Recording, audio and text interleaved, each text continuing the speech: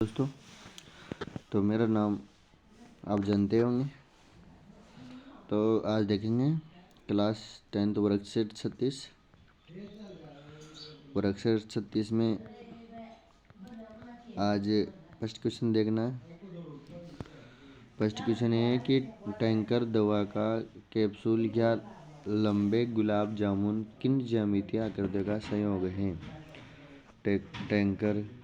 Tanker तो बेलन का है, दवा का कैप्सूल व टैंकर व बेलन व अर्धगोले का है। टैंकर भी बेलन व अर्धगोले का है और कैप्सूल भी और लंबे गुलाब जामुन भी बेलन व अर्धगोले का है। किन ज्यामितीय आकृति का है? तो जैसा कि टैंकर किस प्रकार का होता है, दोनों तरफ तो अर्धगोले का और बीच में बेलन जैसा, और दवा के कैप्सूल भी दोनों तरफ से अर्धगोले जैसा और बीच में बेलन जैसे। गुलाब जामुन भी दोनों तरफ से अर्धगोले जैसे और बीच में बेलन जैसी।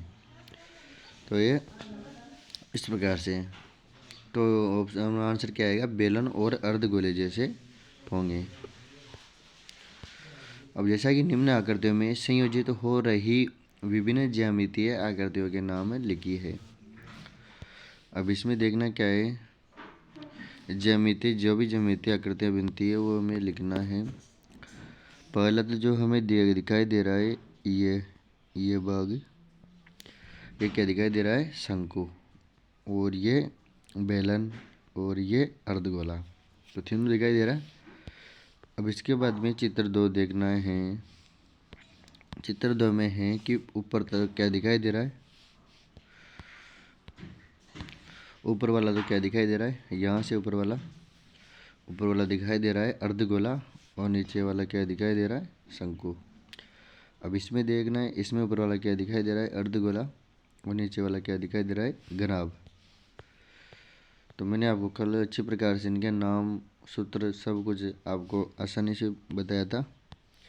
यदि आपने उनको ध्यान से पढ़ा होगा तो आपको ये बहुत आसान तरीके से समझ में आ जाएगा।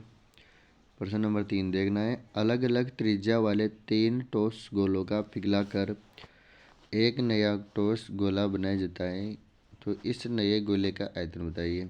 तो ऑप्शन ए है तीनों गोलों के आयतन के योग से कम, तीनों गोलों के आयतन के योग से अधिक, तीनों गोलों के आयतन के बराबर, तीनों गोलों के आयतन के योग से कोई संबंध नहीं होगा। तो इसमें ऑप्शन स राइट रहेगा, तीनों गोलों का आयतन के योग के समान। शंकु के छिन्नक में वर्ताकार भाग की संख्या होगी। अब शंकु बताएं, शंकु का छिन्नक पूछ रहा है, तो छिन्नक तो होता है ये गिलास जैसा, बाल्टी जैसा। तो इसमें वर्ताकार बाहु का संख्या कितनी होगी? 1 और 2। वर्ताकार बाहु की संख्या कितनी होगी? 2। तो अपना ऑप्शन बी राइट रहेगा। इसके बाद में क्वेश्चन नंबर 5 की तरफ चलते हैं। क्वेश्चन नंबर 5 में दिया है कि निम्न में से कौन सी वस्तु शंकु के छिन्नक के आकार की नहीं है। छिन्नक के मतलब आपको समझ में आया होगा, कोना, एक कोना। तो एक कोना जो मैंने बाल्टी का बताया था आपको, तो उसके भी दोनों तरफ अर्ध गोले हैं, दोनों तरफ अर्धवर्त हैं। तो यहाँ पर बाल्टी भी नहीं है, गिलास भी नहीं है, और तुर्की टोपी भी नहीं है। तुर्की टोपी भी ऐसे होती है, तुर्की टोपी भी ये ऐसा और ऐसे ही होती है। तुर्की टोपी भी नहीं है, तो यहाँ पर होती है आइसक्रीम, क्योंकि आइसक्रीम में ऐसी होती है। अब इसके बारे में देखेंगे क्वेश्चन नंबर 6 की तरफ, तो इसमें ऑप्शन द राइट रहेगा। क्वेश्चन नंबर 6 देखना है। भुजा 7 सेंटीमीटर वाले एक घनाकार ब्लॉक के ऊपर एक अर्धगोला रखा हुआ है। घनाकार ब्लॉक के ऊपर एक अर्धगोला रखा हुआ है। अर्धगोले का अधिकतम व्यास हो सकता है। अब जैसा कि आपको देखना है कि एक घनाकार ब्लॉक के ऊपर, ये घनाकार ब्लॉक, तो वो तो चित्र तो आपको देखना है आगे। घनाकार ब्लॉक मान लो, घनाकार ब्लॉक के ऊपर एक अर्धवृत्त रखा है, अर्धगोला रखा है। तो अर्धगोले का व्यास हो सकता है तो जैसा कि ये जो भुजा दे रखी है, ऊपर वाली भुजा दे रखी है, वही तो अर्धगोले का व्यास होगा। तो भुजा 60 सेंटीमीटर है, तो अर्धगोले का व्यास भी क्या होगा, 7 सेंटीमीटर। क्वेश्चन नंबर 7 की तरफ चलते हैं। एक शंकु की त्रिज्या 6 सेमी व ऊंचाई 8 सेमी है, तो शंकु की तिर्यक ऊंचाई होगी। अब पहले तो हमें बनाना है शंकु। सबसे पहले तो क्या करना है, हमें शंकु बनाना है। तो ये है अपना शंकु। अब इसमें इसकी लंबाई चौड़ाई मापी जाती है यहाँ से।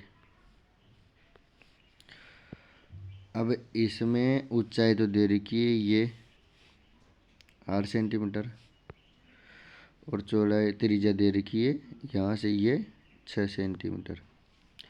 अब तिर्यक ऊंचाई पूछ रहा है, तो तिर्यक ऊंचाई होती है ये वाली तिर्यक ऊंचाई होती है। अब इसको ज्ञात करने के लिए हमें क्या चाहिए, पाइथागोरस प्रमेय। तो ये वो क्या होता है, कर्ण ज्ञात का सूत्र आपको सीधा बताएं, 8 का स्क्वायर प्लस 6 का स्क्वायर, तो 64 और 36 दोनों को जोड़ा तो कितने प्राप्त हुए, 100। और 100 का स्क्वायर किया तो कितना होगा, 100 का वर्ग किया तो 100 का वर्ग कितना होता है, 10। तो अपना आंसर क्या प्राप्त होगा, 10। तो अपना आंसर है 10।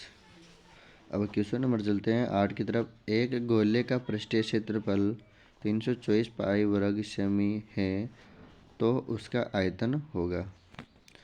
अब जैसा कि आपको देख रहे हैं कि सबसे पहले एक गोले का पृष्ठीय क्षेत्रफल ज्ञात करने का सूत्र तो बताएं, 4 पाई आर स्क्वायर। अब ये कितना है, 324 पाई। सीधा बताएं, पाई से पाई कट गया, और आर स्क्वायर बराबर 324/4। तो आर स्क्वायर बराबर कितने बचेंगे, 4 का भाग 324 में गया, तो 8 चौक 32 और 4 एकम 4। तो आर बराबर क्या प्राप्त हुआ, आर बराबर 9। तो हमें आर बराबर क्या प्राप्त हुआ, आर बराबर तो 9 प्राप्त हो गया। अब आर बराबर प्राप्त हो गया, तो अब ज्ञात क्या करना है, आयतन। मतलब गोले का पृष्ठीय क्षेत्रफल नहीं, गोले का आयतन ज्ञात करना है। तो आयतन ज्ञात करने का सूत्र होता है अब 4/3 पाई आर क्यूब। यह आयतन ज्ञात करने का सूत्र होता है। वही 4/3, वही 22/7, और आर है 9 × 9 × 9, 9 × 9 × 9, जैसा कि 3 से 3 बार, 3 से 3 बार। और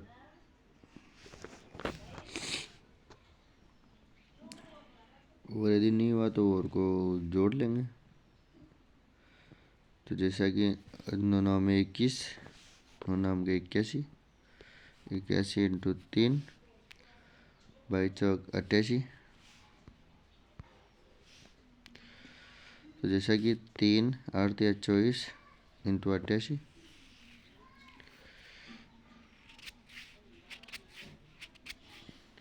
243 × 88,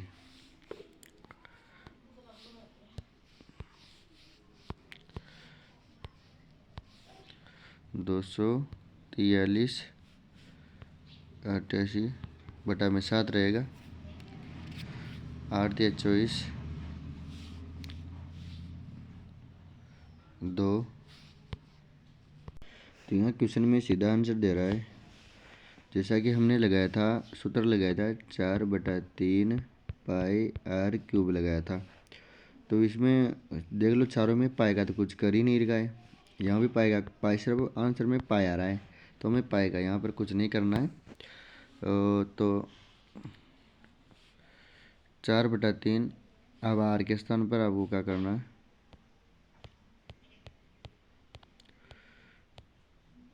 आर के स्थान पर हमें 9 इंटू 9 इंटू 9, क्योंकि r बराबर हमारा 9 आया था। 3 से 3 कटा 3 बार, 9 9 में 81, 81 को 3 से गुणा किया, 3 से गुणा किया तो 243, 243 को फिर से 4 से गुणा करेंगे तो हमें प्राप्त होगा 4 3 12, 80 1 16 17 1 9, 972 पाई अपना आंसर होगा। 972 पाई, तो 972 पाई अपना आंसर यहाँ पर दे रखा है। अब चलते हैं क्वेश्चन नंबर 9 10 11।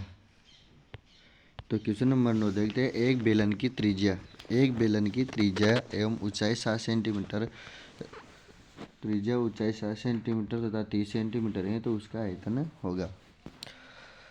अब आयतन ज्ञात करना है, बेलन का आयतन ज्ञात करना है। तो सूत्र है यहाँ पर दे रखा है पाई r स्क्वायर एच। तो पाई है 22/7 इंटू r है 7 इंटू 7 इंटू 30, 30 है हाइट, 7 से 60 कटा तो 22 इंटू 7 या 21 210, गुणा करेंगे तो 2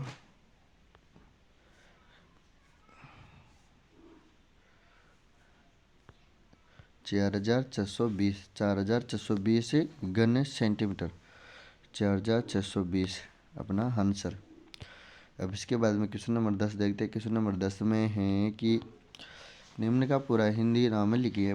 TSA का मतलब होता है टोटल सर्विस एरिया, संपूर्ण पृष्ठीय क्षेत्रफल, और CSA का मतलब होता है वक्र पृष्ठीय क्षेत्रफल, संकुचित सर्विस एरिया, इसलिए वक्र पृष्ठीय क्षेत्रफल। चित्र में प्रदर्शित खिलौना का संपूर्ण पृष्ठीय क्षेत्रफल होगा। अब दिया है कि चित्र में प्रदर्शित खिलौने का संपूर्ण पृष्ठीय क्षेत्रफल होगा। पृष्ठीय क्षेत्रफल क्या होगा? अर्धगोले का वक्र पृष्ठीय क्षेत्रफल, ये तो अर्धगोले का वक्र पृष्ठीय क्षेत्रफल, और शंकु का वक्र पृष्ठीय क्षेत्रफल, दोनों को जोड़ेंगे तभी तो अपना आंसर प्राप्त होगा। दोनों को जोड़ेंगे तभी आंसर प्राप्त होगा। इसके बाद में चित्र में प्रदर्शित खिलौने का संपूर्ण पृष्ठीय क्षेत्रफल होगा। रिक्त स्थानों में प्लस या माइनस में से उपयुक्त चिन्ह का प्रयोग करना है। एक जैसे कि दोनों तरफ दे रखा है, इसमें आप ऐसा भी कर सकते हो कि गोले का वक्र पृष्ठीय क्षेत्रफल प्लस बेलन का वक्र पृष्ठीय क्षेत्रफल, इसमें भी अपना आंसर आ जाएगा। और ऐसे भी आ जाएगा, एक अर्धगोले का वक्र पृष्ठीय क्षेत्रफल प्लस, यहाँ पर प्लस आएगा, बेलन का वक्र पृष्ठीय क्षेत्रफल, फिर प्लस, फिर दूसरे अर्धगोले का वक्र पृष्ठीय क्षेत्रफल। तो आपका कार्यपत्र पूरा हो चुका है। यदि वीडियो अच्छा लगा हो तो लाइक करें, शेयर करें, और वीडियो को अपने दोस्तों तक पहुंचाएं, और चैनल को सब्सक्राइब करें। Thank you.